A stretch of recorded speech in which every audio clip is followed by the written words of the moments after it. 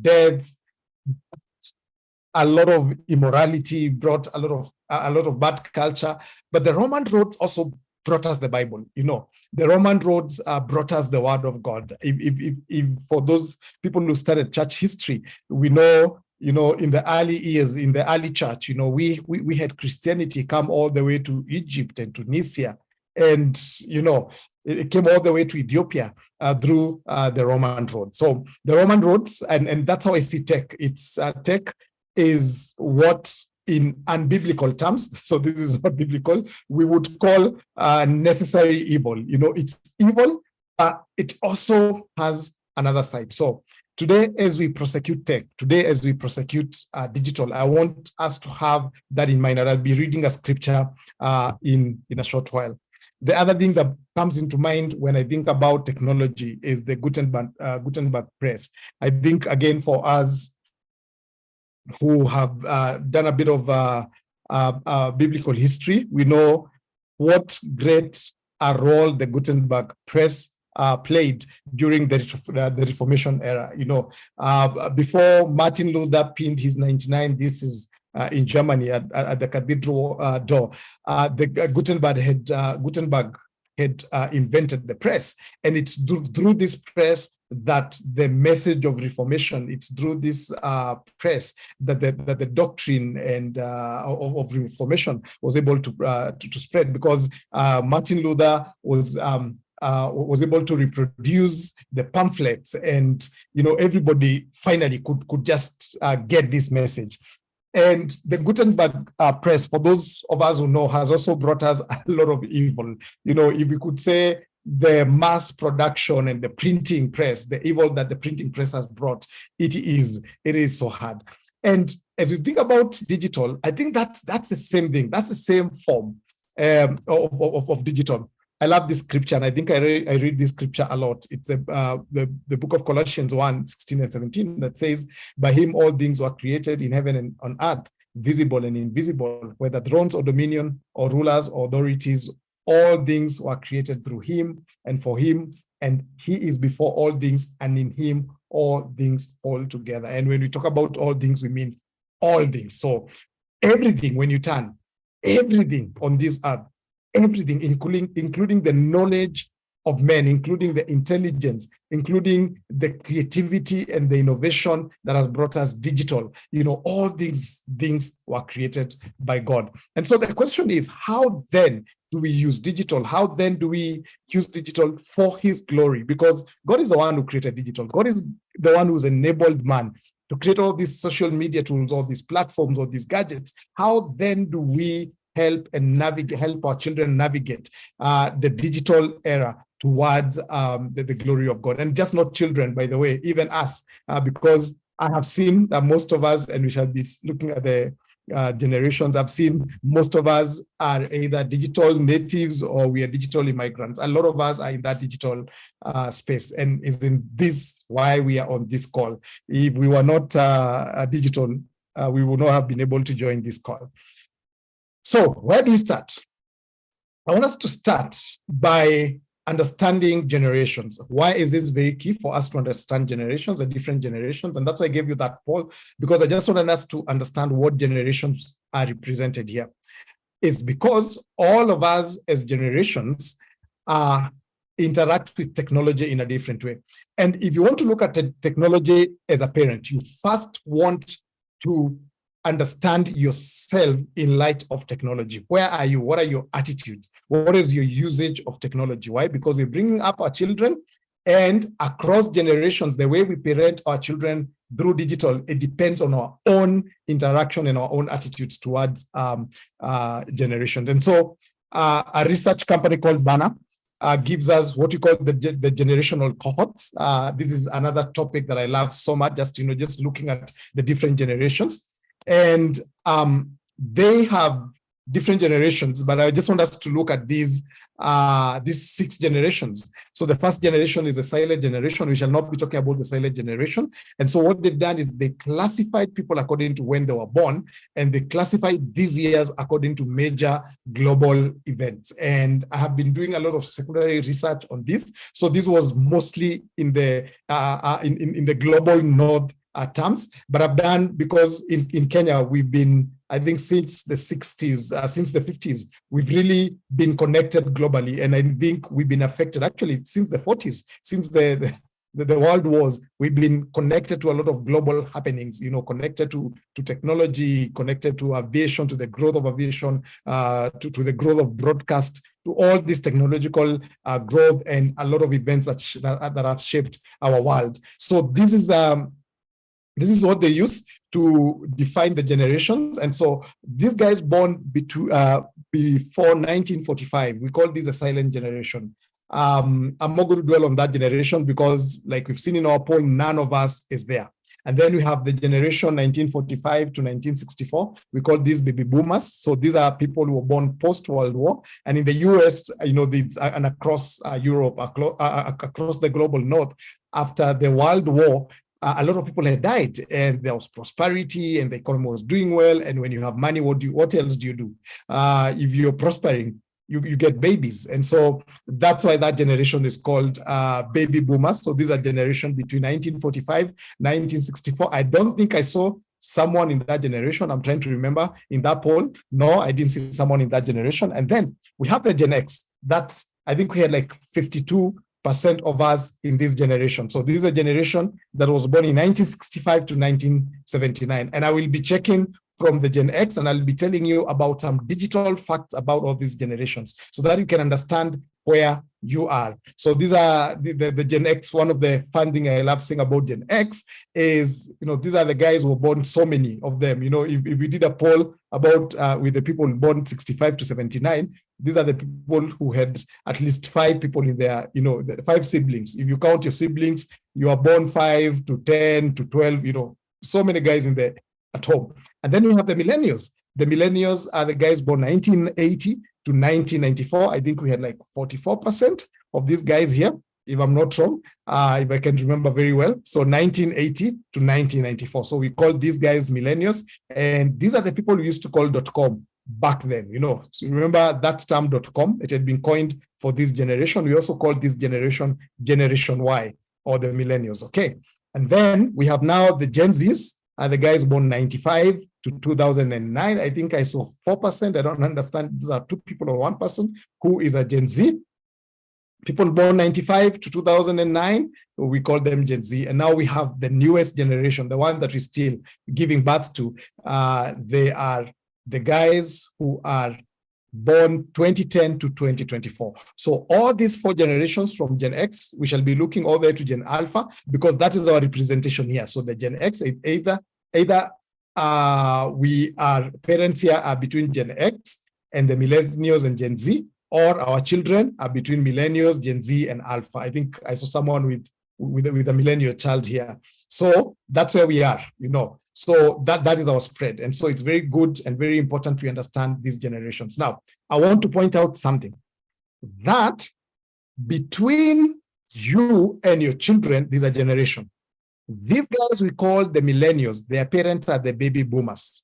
These guys we call the Gen X, their parents are the silent generation.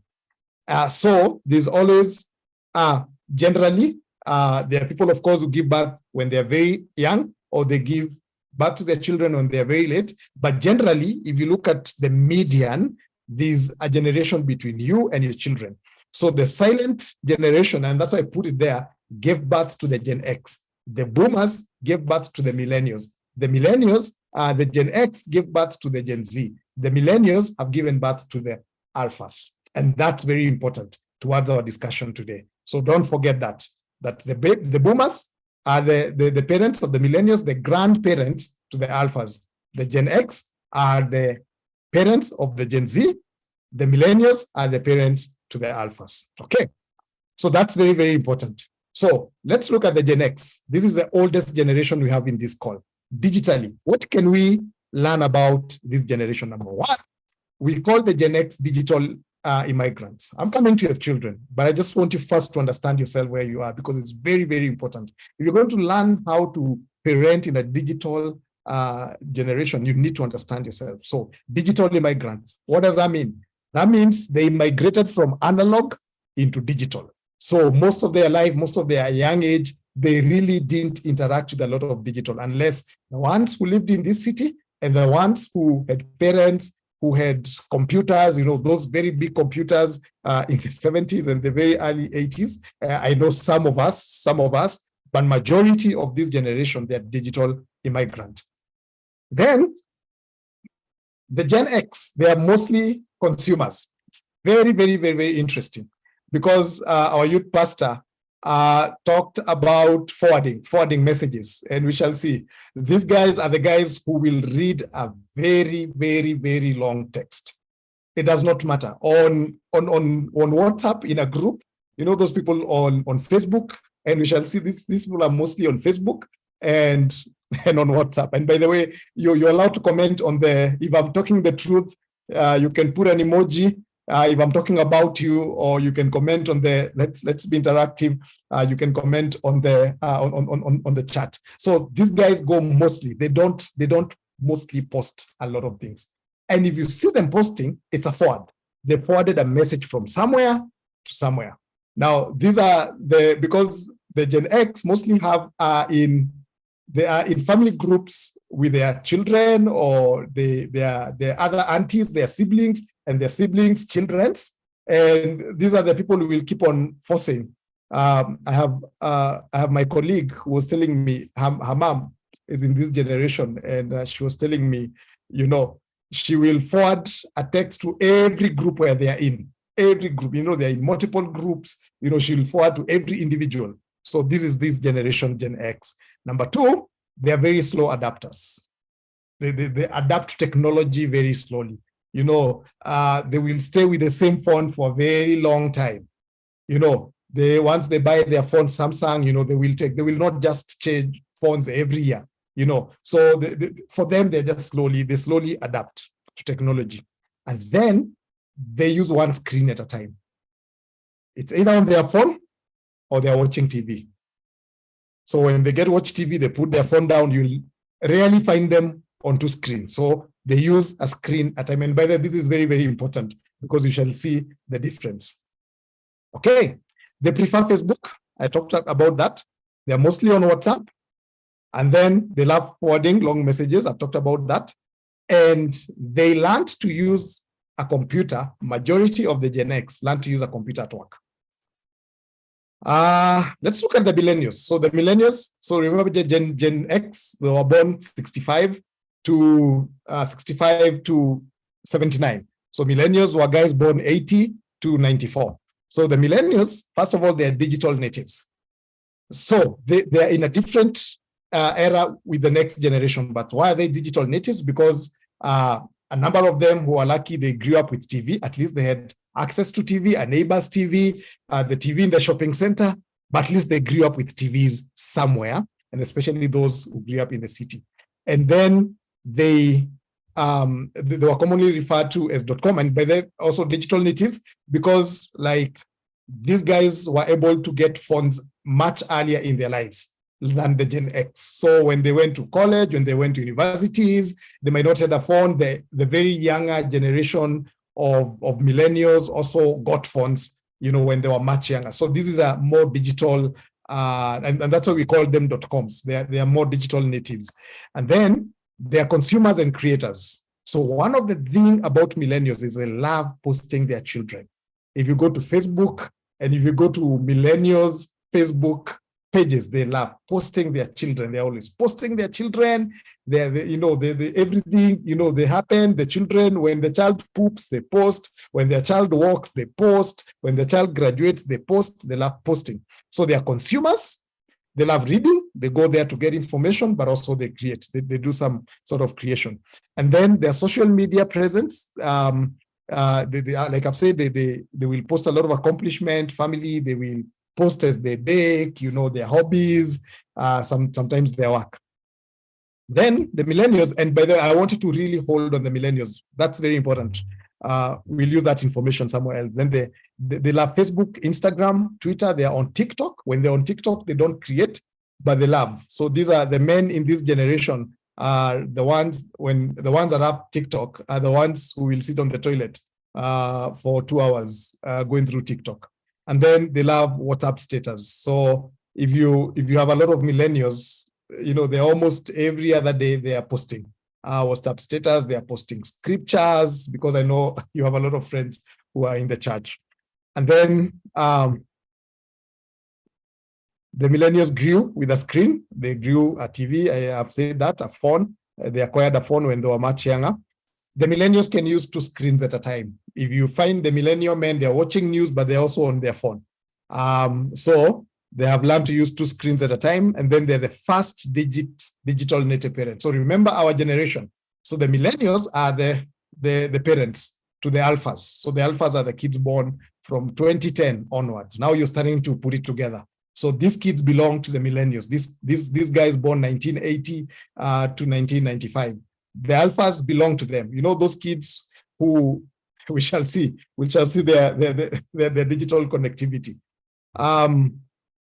And then the millennials are the ones that inaugurated social media. So the very first Facebook account holders, most of them were the millennials, so they just got into the social media age. And then the Gen Zs, so we are coming closer now to your parents, to your children. The Gen Zs, remember, they are the children of the majority of people in this group, people who are born as Gen X. So the Gen Zs, number one, they're digital natives. So then they got access to fonts much, much earlier than even the millennials. And then co-creators, they love to co-create. If you go like on TikTok, they will do these things called duet. They'll pick someone else's content. So when they go there, they look content so that they can create on top of the content, okay? Or so that they can learn how to create content. And that's why they are mostly on Instagram. You rarely find these Gen Zs on Facebook. Facebook is for the older guys, for the millennials, and for the Gen X. They are on Instagram, they are on WhatsApp, they are on TikTok, and they're on Snapchat. And you will not find them there because they will use avatars and they will use names that you'll never understand. You can be on Instagram and you're friends with your child and you'll never know it's them unless you see their photo. And then these people are very, very particular about the fonts they want. They're very, very particular about the fonts they want. They will do anything for them. They love the iPhones. They will, take loans. They will do all that for them. They'll have a phone for a very short time. And even as parents, when you buy them phones, they want to change their phone because the gadget matter. Then at least they can also do at least 2 screens. They can be on their phone. They can actually, these guys, I think, some of them can even do 3 screens. They'll be on their phone doing their assignments on their laptop and watching TV, Netflix at the same time. And then their digital conflict with the parents. So this is the first generation that has digital conflict with their parents because their parents are the slow adapters, the Gen X. So, and this is where some of our juice is for today. So their parents don't understand what they always do on their phone. Their parents, just say they are lazy, their gadgets make them lazy. So these guys are the first generation. Why? Because the millennials, their baby boomer parents didn't really care about digital. Most likely, actually, for the millennials, they're the ones who bought their parents their phones, their first phones, their baby boomer parents. Now, on this other side, the Gen Zs were bought their gadgets by their parents. So there's a very big conflict there. And then they have digital-induced mental health problems. I think this is the first generation where we are seeing a lot of suicide, and I will be sharing some statistics with you, seeing a lot of mental health induced by the digital spaces that they're in. They love gaming. This generation loves gaming. If you look at their gadgets, they have all these games on their laptops. They love PS. They will go to all these gaming centers across. A lot of gaming centers are filled by Gen Zs. And then they are e-commerce natives. At least a Gen Z has bought something online or they're selling something online. So for them, they love e-commerce. This is a generation that has really fueled e-commerce. And then they spend 7 hours, 40 minutes daily online. So we did that research as One Hope about 3 years ago, and we found out that Gen Zs spend 7 hours, 40 minutes. When you're sleeping, they're awake. Even when they go to school, they come back and you're wondering, these guys spend the whole day at school. But these are the guys who will sleep at 1 a.m. On their phone. They'll be on their phone.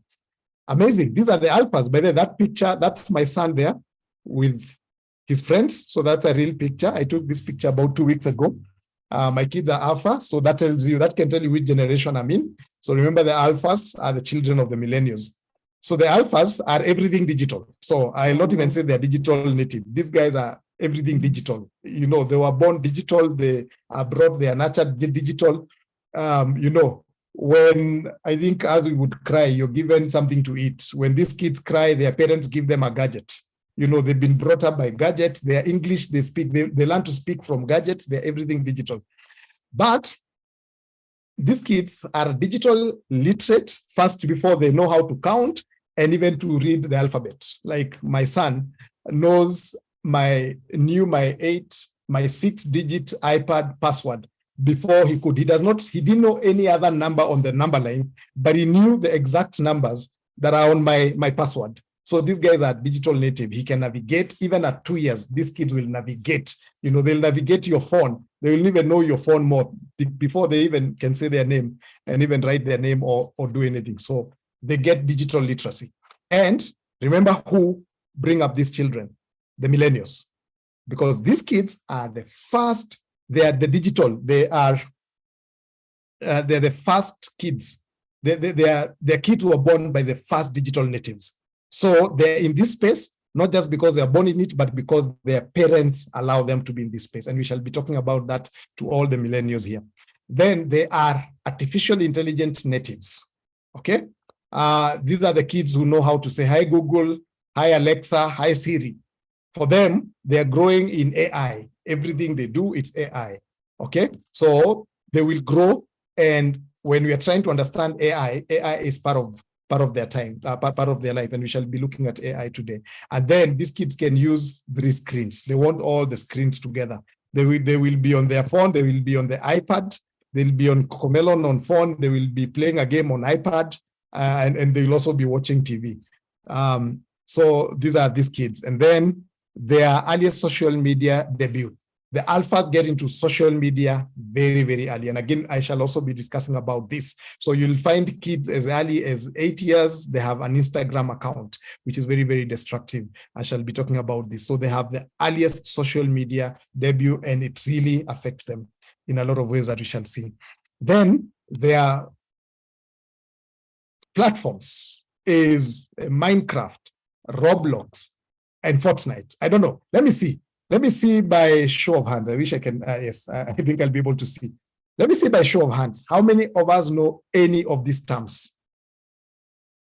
If you've ever had Roblox, Minecraft, Fortnite, I am very sure most of those people lifting their hands are millennials, because this is where most of these kids are. They will. That's the picture there. That's my boy playing Roblox with her friends. Okay, and these kids meet there. And then I should have a lot of information that I want to give very fast so that we can get to questions.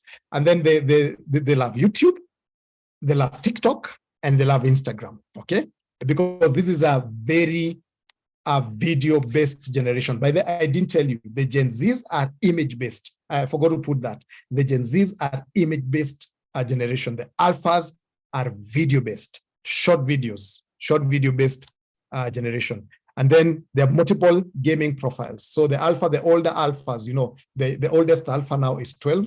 My son is 12, so he's among the oldest alphas. They have gaming profiles. They open this gaming profile. They are gaming with people and you don't even know.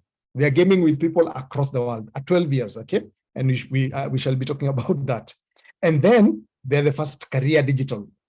We did a research and we found out that 2/3 of the alphas will be in digital careers that do not exist today. 2/3 of the alphas will be in digital careers. So millennials, as you plan for your kids to be doctors and engineers, Shokon, you start preparing your heart, because your kids will want to be things that do not even exist today. We did a research and we found out that a majority of the alphas would rather be an influencer, a YouTube influencer, than a president. For them, they want to be YouTube influencers. I was The other day, my wife was going through her phone and she found a lot of videos from our daughter. She just would take my wife's phone and she's creating all these videos. Of course, we don't allow our kids at this age to be on TikTok, but she'll be making all these pretend TikTok videos and YouTube videos on her phone, So anytime she's alone, they want to create content, they want to be YouTube influencers. Man, that is very, very rushed. And I will share this presentation, so don't worry. So after looking at all that, looking at the generations, and we've looked at the generations relationship to digital, and you've seen where you are. That's why I've done that, and you've seen where your children are. And now you can understand as a Gen X why you don't understand your Gen Z children when it comes to digital, what they're doing. And as a millennial, you know why you're spoiling your alpha children, because that's what is happening. So the Gen X is in conflict and fighting about their Gen Z children about digital. The millennials are spoiling and overdoing it with their children, the alphas. And that's that is the discussion today. So what I want us to look at what digital opportunities. Is digital good? Remember, my subtopic today was we are prosecuting digital. So is digital good? As we think about whether to throw away the gadgets, as we think about how we can navigate digital with our children, what opportunities are there in digital? What actually is good about digital? And number one is what you call democratization and demonetization of information. So one of the biggest opportunities about digital is that we are able to give access. Democratization is just access to information. We are able to, our children can access a lot of information that we didn't have. And as we bring up our children, and we know one of the things that helps us to be better is just getting empirical knowledge. Empirical knowledge is very good for critical thinking. As we build our children to grow up in a very competitive environment, they need to be critical thinkers. And critical thinking does not happen without information. We need to feed ourselves with information. And one of the things that digital does is to give us information. And one of the ways I would like to encourage us is, as we put our children, and especially the alphas, the younger generation, as we put them in the digital platform, if we could give them and feed them more and more of what we call edutainment. So edutainment is content that is entertainment, but is very educational. We have now all the programs my kids watch have flown out of my mind. But we have all these. If you go to YouTube, if you go to Netflix, you can get all these entertainment that is very educational, that help them get information about the world, about animals, about plants, about technology, about all these things. The other thing is demonetizes information. I remember back then, if you wanted to get information, you needed to buy a very big encyclopedia, and they were very, very, very expensive. I remember, our parents buying us encyclopedias, but right now, the encyclopedia information is free. You can get this information from anywhere. You just need to Google. You just need to say, hi Siri, hi Alexa, you just hi Google, and you get all the information that you need for free. And then learning and creativity enhanced. Like my daughter has been drawing, she loves art, and she's been doing very nice arts. And how does she do it? She goes on YouTube. There's this channel, it has this guy who does practical drawing, and she does crafts. Before then, I would have wanted to get a teacher, a crafts and arts and craft teacher, and pay a lot of money. I think the last time I tried to get an arts and craft teacher for my kid, my daughter, who is very artistic, I had to pay like 1,500 every lesson. But she discovered all by herself. She went to YouTube, she discovered that actually she can follow, and she's been doing very good crafts on herself. My firstborn son is learning Spanish all by himself. He learned Spanish on Duolingo. So, he discovered Duolingo. He started on YouTube. Now he's on Duolingo. So learning and creativity enhanced. So digital gives us that opportunity. So is digital bad? Not entirely. And then talent monetization. I think the last 2 years before last year, we saw a lot of kids building NFTs. Kids were artistic, kids were just creative. And I think the highest NFT, so NFT were digital you could turn your art into digital assets and you could sell them online. And you had kids making $2 million, kids making $5 million, children making money. Okay. And we shall see that some of the biggest YouTube channels are actually ran by Generation Alpha, some of the most monetized channels. My son has a business at 12. He does bike repairs and he sells secondhand bikes with his friend. And he does this online. So he has a heart. He's 12, I told you. He has a heart for entrepreneurship. And digital is giving him that opportunity. So digital helps us monetize our kids' talent. And then global connectivity. Our kids are global. When we are thinking about here, when we're thinking about how, I grew up when I came from college, and I remember my mom, talking to her friends so that they can give me a job. That's not our kids. Our kids are already looking for jobs for themselves. I was talking to a friend of mine, a congregant in our church, and her daughter is in high school, and she was saying her daughter already knows the university she wants to go to. I think she's in Form 3, and she already knows where she wants. She already knows what course she wants to do. There's that global connectivity. So our kids are able to grow with a very much more open mind than us. And for the Gen Z, that becomes a very big point of conflict with their Gen X parents, because the Gen Zs are very much exposed digitally. Like I said, the Gen X, and no offense for all the Gen X parents here, we're trying to help each other. They are slow to adapt, okay? And by the way, I did say I'm a youth pastor in my church too. So I am in the middle of this conflict. The other is a remote parenting. You're not home, you can actually help your kids with homework, because your kid can take a photo of something they're struggling with, send you. You can jump on Zoom with your kid and you can help your kids with homework. I've done that a lot. If you're getting late, you're seated in traffic and you're thinking, oh my, I'm late. So digital opportunities also helps us in remote parenting. It also helps as remote surveillance. I was with my senior pastor some time back. We were out of town, very far from home, and he's just on his phone, and he's looking on his phone, and he can see his son with 2 other boys, and he's telling me, I don't like what these boys are doing. We were way out of town, and he's able to, get and look at what his kids are doing back at home. So that's digital for us. And are we using some of these tools? Are we changing our attitude towards digital and our children? And also emerging careers. Digital has brought very good emerging careers. During COVID, I saw a lot of young people lose their jobs, but I saw a lot of young people get jobs online.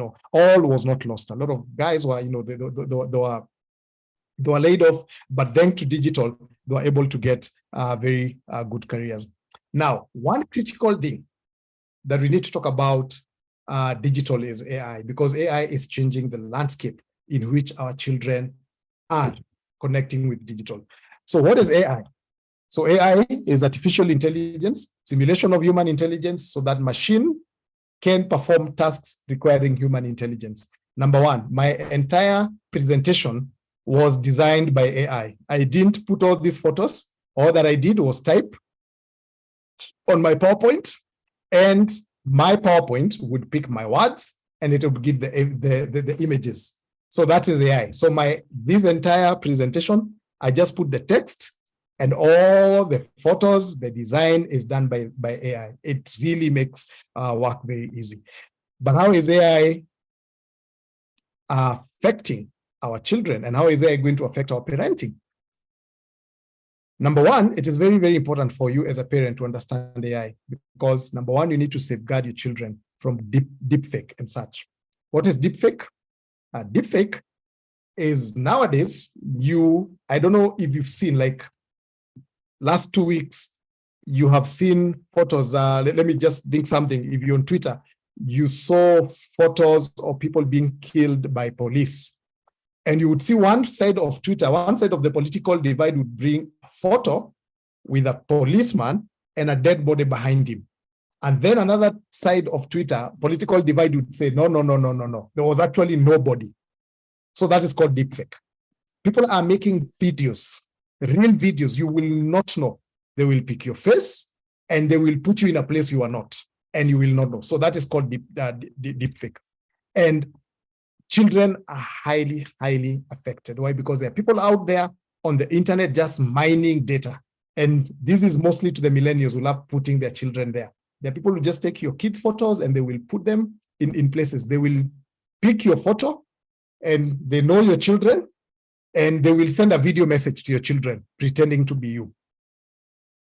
So that's why we need to understand AI as parents, because we need to safeguard our children. And we need to know as parents, how much of our children's information are we putting out there on Instagram and on all these platforms? How much can people connect us with our children and as families? Because we really need to be careful about that. We need to understand the world that will affect your children and worldview, education and careers. AI is affecting everything. I will show you. There was one of my slides I did using AI. I got that information, I typed a question, and all the things I'm going to share about came from AI.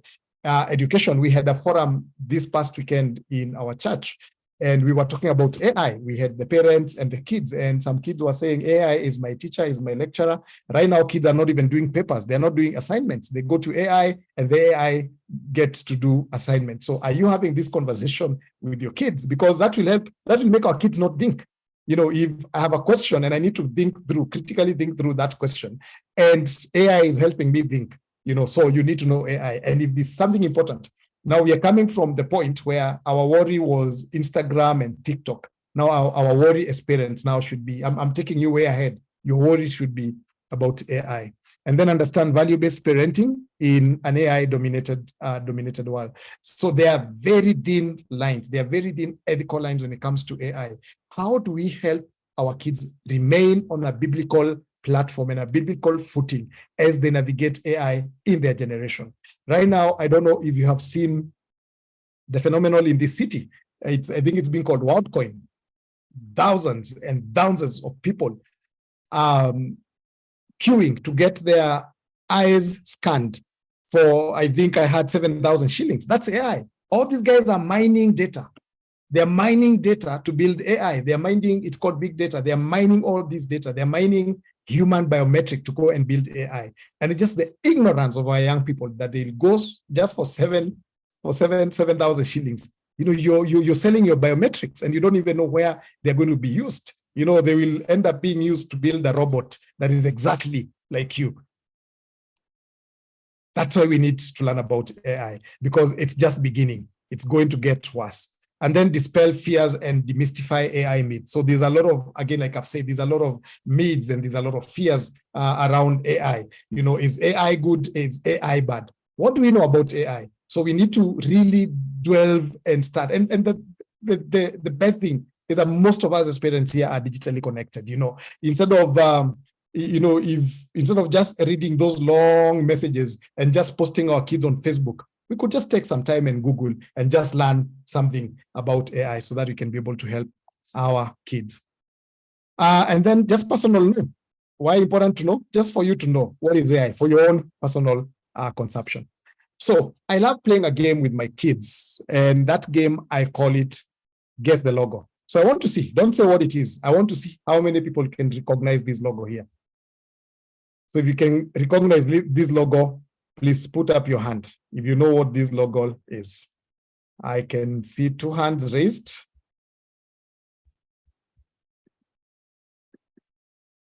I would actually want to see how many hands are raised. Let me just keep your hand raised. 1, 2, just 2 hands out of a group of 66 people minus myself. Only about 4 people. Now I think we have 4 hands raised, only about 4 hands. So I think this is the first example. So this logo is the logo for ChatGPT. So ChatGPT now is the current AI craze that is being used by young people all over, being used at work, in school. And that's what I was telling you. Our kids were saying, actually one of them said ChatGPT is my mother, my father, my Google map, my everything. You just type something and then it gives you all the information that you need to know. If you ever needed to know, it will put for you. If you're a boss here and you wanted to fire someone and you didn't know how to write a firing letter, you just put it on ChatGPT. I even see now people when they, it's their anniversary and they want to send a text to their wife, they go on ChatGPT and say, ChatGPT, can you write for me a message that I can send my wife for our anniversary? So it's everything, ChatGPT. And that's why I'm saying it's very, very, very important for us. It's on phone, it's an app, it's everywhere. Nowadays, when you turn, and young people are really, really using it. So areas of your child's life affected by AI, number one is education, definitely. Like I've said, education will affect, by ChatGPT. Currently, a lot of university students are getting their essays and their homeworks from AI, and then entertainment and media. AI now is building, I was talking to one of our partners from the US, and they're doing some videos for kids, and they're using AI to translate the videos. And he was telling me a job that would take 1 week, with AI, it takes 3 seconds. So that's how phenomenal AI is. And then we have social interactions. We'll start talking to robots. Already the Gen Z and the alphas, and especially the Gen Z, that don't have a very good relationship with their parents, that are very good. The millennials try to keep their kids very close to them. The Gen X has a very big divide between them. And that's why the Gen Z have a lot of mental health issues. They're already socially isolated. You'll see kids, they will not talk to each other when they're together, but when they go home, they'll text each other. So they are more on the online interaction than the offline. So privacy and data protection. AI is mining data everywhere. Like I've said, be careful as you post your kids. And then online safety. I have said with deepfake, I can take your face and make a video. Maybe this is not even me talking. Maybe this is deepfake. Maybe this is another person talking and they put my face. That's how realistic deepfake videos can be, that you can actually make a video of someone talking and it's not them. And then creativity and play. AI is going to affect creativity on both sides by increasing creativity, and it's also going to reduce creativity, because if we have information that has already been synthesized for us, we don't need to process information. AI will give us ready to consume information. When you're told this is a cow, you don't need to think and examine. A cow has 4 legs, has these, has these. AI will synthesize all that information, and you'll just be told it's a cow. You need to believe it's a cow, and that will affect creativity in our children. And then consumer behavior, emotional well-being. We have a lot of research that shows this, and then employment and future opportunities. So AI is taking over a lot of jobs, but it's also creating other employment opportunities. And as you guide your children in career, are you understanding what career opportunities are there? Because I know one of the biggest fights that is there right now with the Gen Zs, and it's going to continue to be there with the alphas, is for us, traditionally, we know the careers that we know. But with digital connectivity, with technological advancement, with AI, there are very many new career opportunities. I was telling people, I am seeing kids going to medical school for 7 years, and they don't want to practice as doctors. They go 7 years, and then they they do computer science. For them, they want to build technology for medicine. Medicine is changing right now. We have online doctors. We have applications where you can just put your symptoms and you have an AI doctor treat you.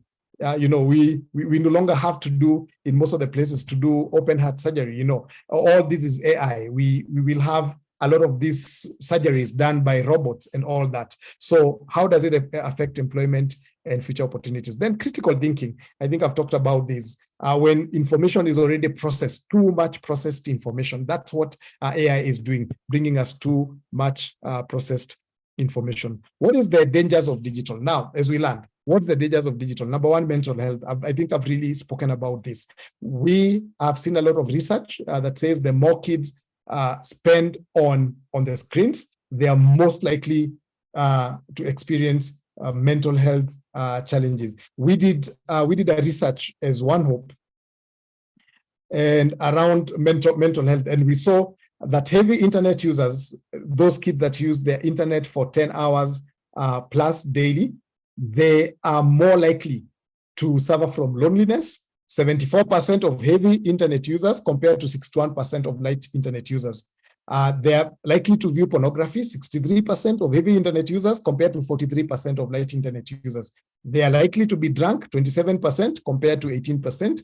And then they are likely to be sexually active, 52% compared to 34%.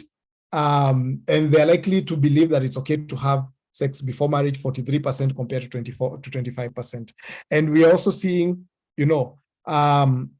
digital use, and especially now I'm speaking to the millennial parents who give their gadgets to their kids all the time. Your kids are holding the phone, and that's why in the poll I asked, do you limit the screen time for your children? For example, in my house, we limit screen time for children. Our kids do not access any gadget until 4 p.m. Any gadget until 4 p.m. By the way, I needed to say we homeschool, so our kids spend their day at home. And so, they're most likely to use a gadget, but on a weekday, they don't access 4 p.m. and they only have gadget for 1 hour only until 5 when they have to go out because kids have come from school and they have to go out to play on a weekend. We allow them to have gadgets from 12, but they can't have more than 2 hours of gadget every day. Why? Because gadgets, they affect cognitive development. They affect physical growth, motor skills. There's also cyberbullying, which is a very, very big thing. Your kids, the more they spend online, the more they're likely to be cyberbullied. I've talked about deepfake. And then there's also sexualization and grooming. The more you consume the digital content, we all know that the digital content that sells is sexual content. So a lot of the digital content that is easily accessible on TikTok and on Instagram is sexual content. And then internet never forgets. We have seen kids not getting jobs because of something they posted on their Facebook. Right now, there's a young man called Brian Chira. His story has been trending. He insulted another celebrity. He was taken to the police cells. Now he has been suspended by Kabarak University. We need to get our kids get aware. So what are some of the digital hacks that you need to get as a parent? What are some of the very good things that you need so that you're able to help your kids navigate the opportunities, take advantage of the opportunities, but also you're able to safeguard your kids from the digital world? Number one is just the basic limiting screen time, just testing parent method that uses the word no, especially for the millennial. I don't think the Gen X parents have a problem saying no. Actually, now for them, they oversay no. That is the problem with the Gen X parents, but with the millennials who have a lot of daddy issues and who want to parent their kids, that is my generation. So I am allowed to say that because I'm talking to my generation. We have to say no. We have to say no. We can't just give our gadgets to our kids just because they have cried. We can just give our gadgets, our kids our gadgets just because we have seen the dangers. And one of the dangers is cognitive development, speech development, and motor development, physical development, okay? And then the other one is parental controls, apps. We have several apps, and I know a lot of our kids use Android. So I have this app that I use. It's called the Family Link app. And in the Family Link app, I'm able to see, so my 12-year-old has a phone that he uses, and I'm able to see everything he does. I'm able to lock his phone from wherever I am. I'm able to see what websites that he visited. He cannot download an app before he can actually not visit a website before I am alerted. So every time he needs to download something, I get an email, or I get on my phone, I get an alert, a notification, and then I have to approve. I have to approve everything. I can see how long he has spent on his phone, and I'm able to set the screen time, and I can lock and unlock his phone as I want. So this is for all of you who have kids, and I'm not talking about 18-year-olds. Please don't use this on 18-year-olds. When you have kids, teenagers and adolescents and younger kids who have access to phones, and they are most likely to be in the phone by themselves. So this app that is called Family Link is very, very important. And then just parental control settings on your child's devices. I think the iPhones, the Android phones, all of these phones, including your TV, your smart TV, they all have parental control, including Netflix. All these devices and apps have parental control. So familiarize yourself with these parental control. And then safe search filters. A lot of our kids are getting this because they're searching on YouTube, they're searching on Google, and all these search engines, they have safe search filters on the search engines. You can search so that they don't get any pornographic anytime. You can set their devices, and because you might not be digital, you can get a digital consultant or the younger people in the place of work who might really be able to know these features, and they can help you. And then understand age restrictions on platforms your child uses. I live in a neighborhood where I see 8-year-olds on TikTok and YouTube and Instagram. Now, TikTok, YouTube, and Instagram, they have an age restriction. You can't join until you're 13, but they do not restrict their content according to age. So immediately your kid joins TikTok and YouTube and Instagram, especially TikTok that is music-based, and we all know what kind of music that you have. Your kid is able to view anything on TikTok, all the sexualized, and man the TikTok in this. By the way, I need to tell you, Kenya is #1 in TikTok use in the world. In terms of daily TikTok use, Kenya is #1. That's how much our kids are using, and our population is using TikTok. And a lot of that content on TikTok, a lot of it is trash and very sexualized, and violence and challenges that have resorted to death. So let's not just push and allow our kids to be on some of these platforms when they are very young, because one of the ways that we are ruining the values and the mental health of our children is early exposure to some of these things. Eventually, they will end up there because they're kids. That's their world. But you need to restrict, and you can say no. You can block your kids from being, just because they are 13. For me, I would not recommend a 13-year-old to be on TikTok, because they're going to get a lot of content that they should not. Then media literacy for kids. We need to teach our kids. We need to get people to come and tell our kids, because our kids only have a very limited perspective on digital. They just see digital as a place they go, but they don't see the dangers. They don't see all the dangers that we've talked about, the deep fake. They don't see the dangers of being groomed. They don't see the dangers of cyber bullying. They don't see all these dangers. Are we doing media literacy for kids? Are we teaching our kids these things? And then the old friend Google, and if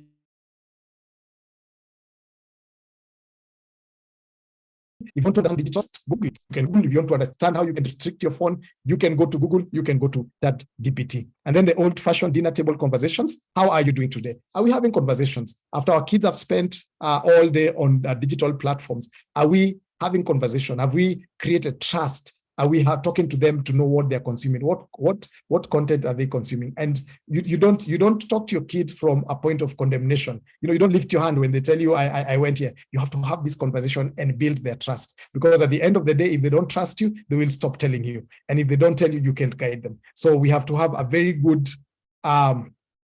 balance between trust and safety. We keep them safe, but also build trust so that we can do what they're doing online. Because after all those restrictions, our kids always access other devices from their friends that are not restricted. And that's why at the end of the day, the ultimate is to teach your kids the word of God. And everything you do, base it on the word of God. We need to disciple our children, and that's the safest way to help our kids navigate. So that is the information. And I know, wow, I've been there for 1 hour and 10 minutes. I don't know if you have any questions. I told you it's a lot of information out there that I wanted to give you. I'll share this. Gladwell, I don't know how long now we can spend on just questions and how you want us to do that. But thank you so much. Wow, Masharia, hey, I've never had someone describe me in such a way. Tech-wise, that was a lot of information, but good information. I think we're just marking, saying, hey, that's my son, kabisa, and you're helping us a lot to understand some of these things. I think we can have questions. Someone can raise their hand and ask, or write on the chat. We can take the few that we're able to get immediately. Then, yes, I think we can spare a few more minutes for the questions, because this is a very important topic. But I can see people already writing on the chat. Penny says very profound and informative. Thank you, Penny. EMG, watch The Social Dilemma with your kids in bite-sized chunks and discuss. And I see you agree. Yeah. And then Jackie says, wow, that's quite enlightening. Thanks a lot. Yes, and I can see many people have really enjoyed the session. I don't know if we have any questions, something you'd like clarified. Thank you, James, for that applaud. Any additional information you'd like? Alwatch says thank you. I think most people are just happy with the session. Awesome, thanks for sharing the insights with us. Kinua says there is room for improvement, very informative. Thank you and looking forward to another forum. Hey, please share the talk with me. He has his number there and email. I hope you're able to capture that. But you said you will share the info with us. Yes. I'm sharing I'll share the slides with you, and then you can share with everyone else. Okay, sawa. Very informative. Yeah, we'll get the slides. What's your take on the minute for screen time for children? What's your take on the minutes for screen time for children? So I think, like I said, for me, my limit is 2 hours during the daytime, and my agreement with my son is that as he grows older, I will allow him, and with all my kids.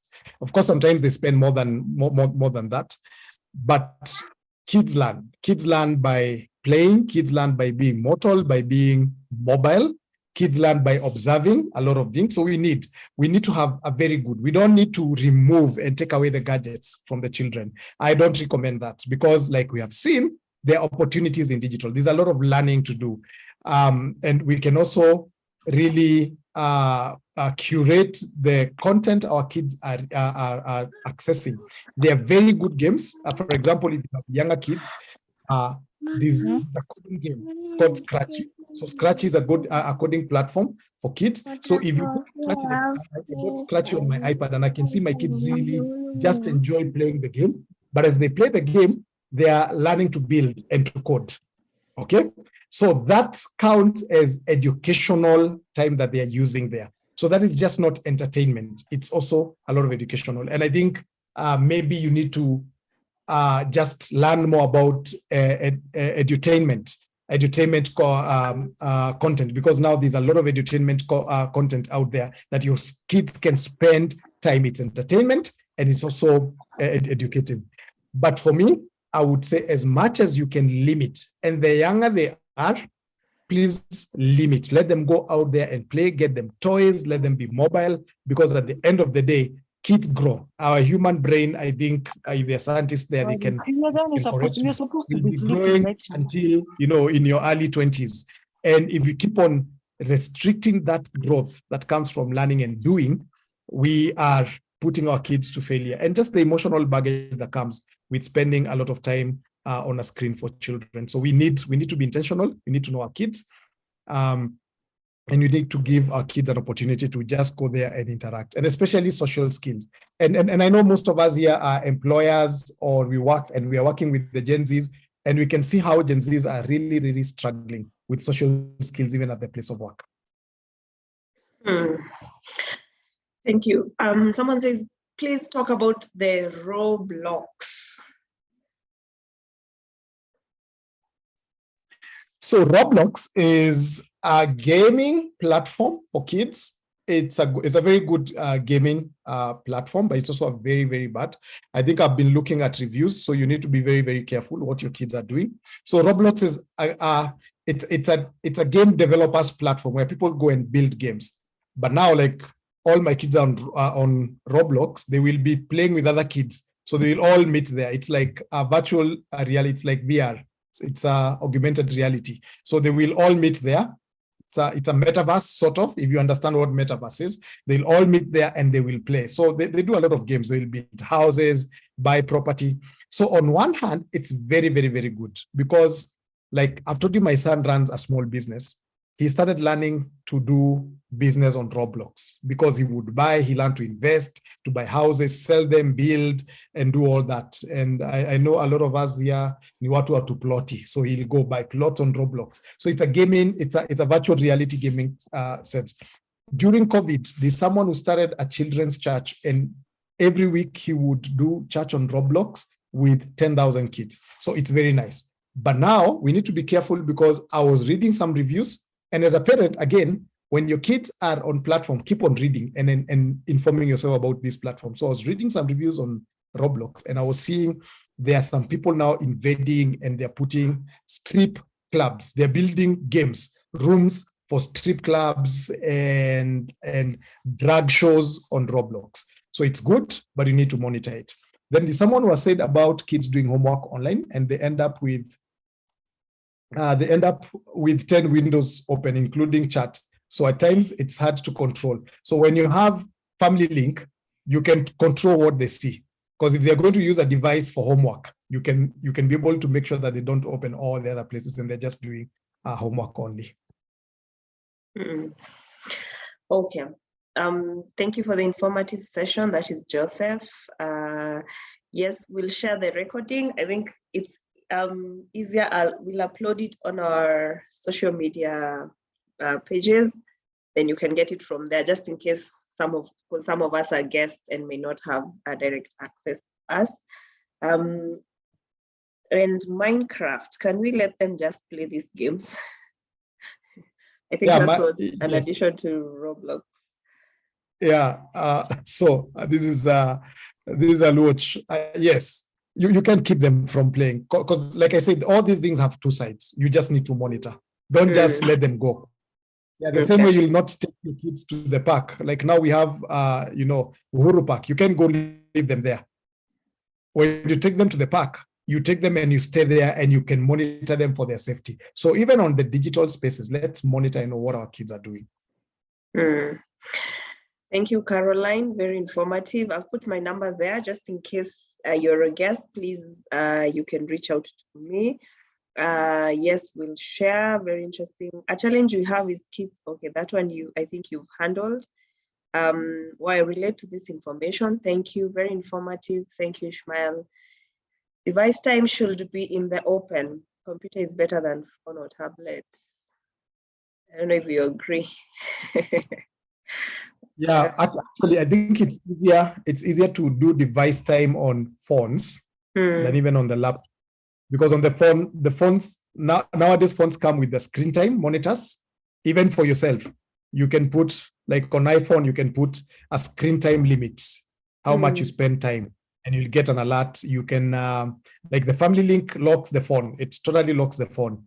If you assign 2 hours, once the kid is there for 2 hours, it locks the phone. The only thing they can do is call and text. They can't access any apps. Yeah. Okay. I think that is as far as our questions and comments. Thank you, Ishmael. I think you can see from the comments that this was really very helpful. There are many parents who would like to hear a lot about parenting in the digital age. If we have more time, we'll get you again to come and help us understand this issue more. But for now, we say God bless you and thank you so much. Say hi to those very wonderful children and your wife. Tell them we appreciate them sharing their evening. Their evening with us. I don't know what Aloch is saying. Please help parents like me.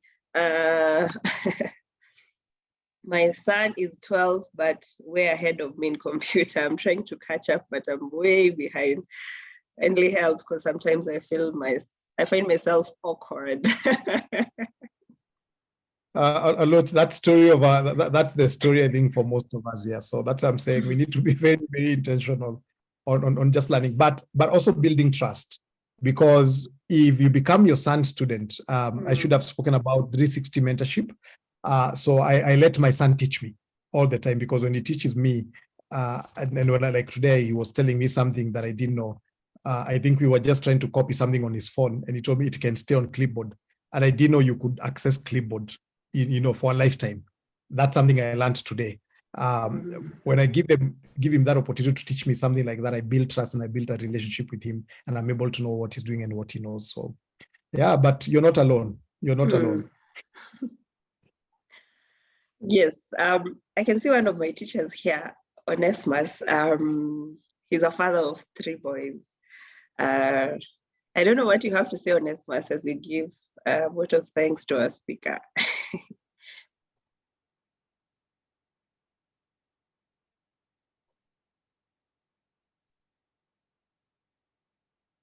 Ishmael, that was very good, and we have learned a lot. Thank you for describing us.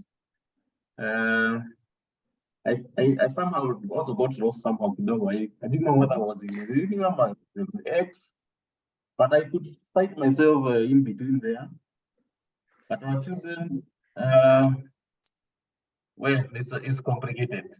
It's very complicated. But we hope from the way we have gathered here, we are going to be better parents. We are going to make better choices. Thank you so much for that information. It was very useful in a time like this. Hiyo kuna kidogo sikuwa najua. Chat GPT, what? It sounds like LGBTQ or something like that. But we will search it and know more about that. It was very informative. We have opened our minds. We are going to explore these things, and you have to be better parents going forward. Thank you so much, Ishmael. Thank you, Gradwell, for organizing this. Thank you, everyone, for attending. Much appreciated. Thank you, back to you, Gradwell. Okay, thank you, Onesimus. Yes, that as I don't think there's anything else I can add. I think Onesimus has said it all. Thank you so much, everyone, for making it tonight. I believe the session was as informative to me as it was to you. I can see Ishmael has shared a few links or sites. Would you like to make a quick comment on that? Yes, because Onesimus said he doesn't know ChatGTP, so you can get, sorry, not the first one, the second one, openai.com. If you go to openai.com, just type that on your browser, it will give you ChatGPT. Okay. Yeah. Thank you so much. Yes, thank you so much. Elder Louis, I can see in the house. I don't know if you can hear me.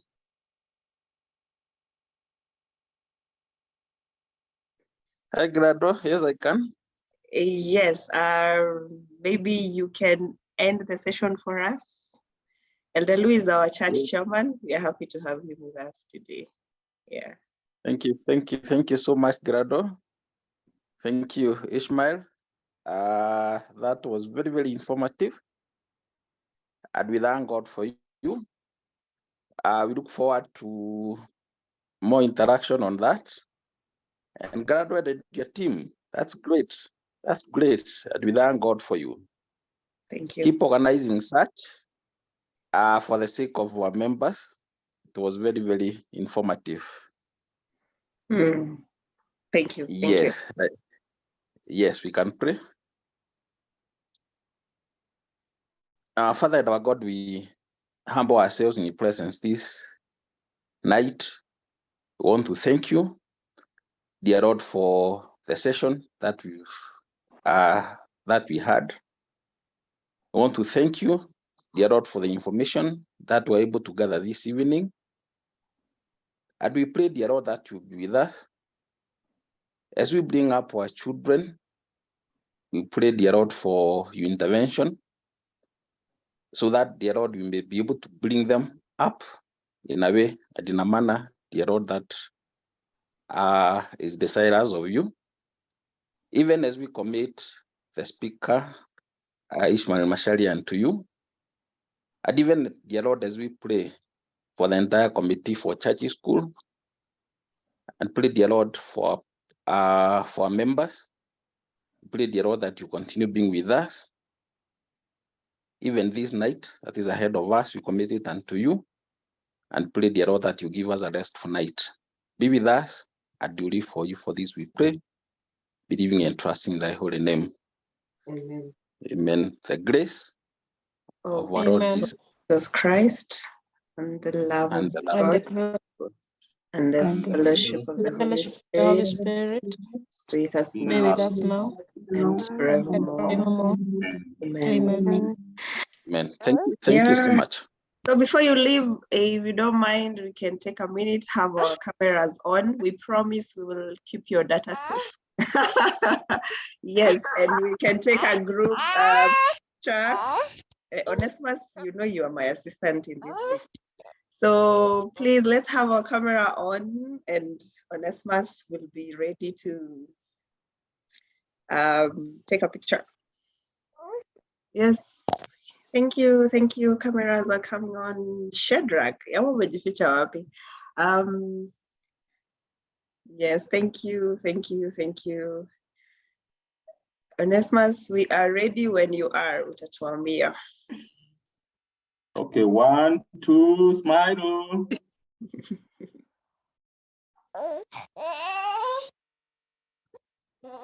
Thank you. Good to go. Okay. Thank you so much. Have a good night, people. Thank you for coming.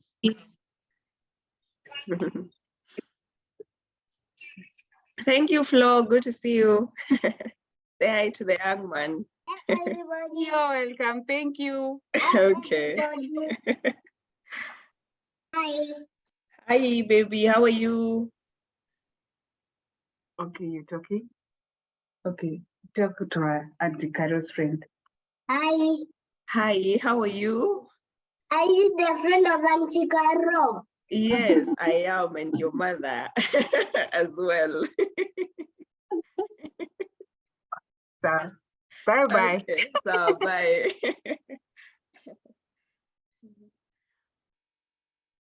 Thank you so much. God bless you.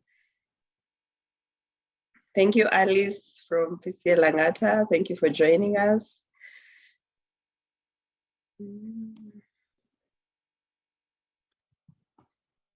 Say hi to your brother, Clement Robeja. Clement Rorinja, someone says hi to you. amekosa kuficha siri.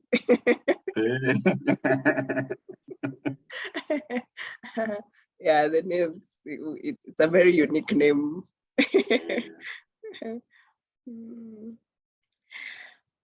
Sawa sawa. You all have a good night. Onesimus, say hi to the 2 young men at home and their mom. I will. Okay. Sawa sawa. I'll end the meeting in 5, 4, 3, 2, 1. Good night.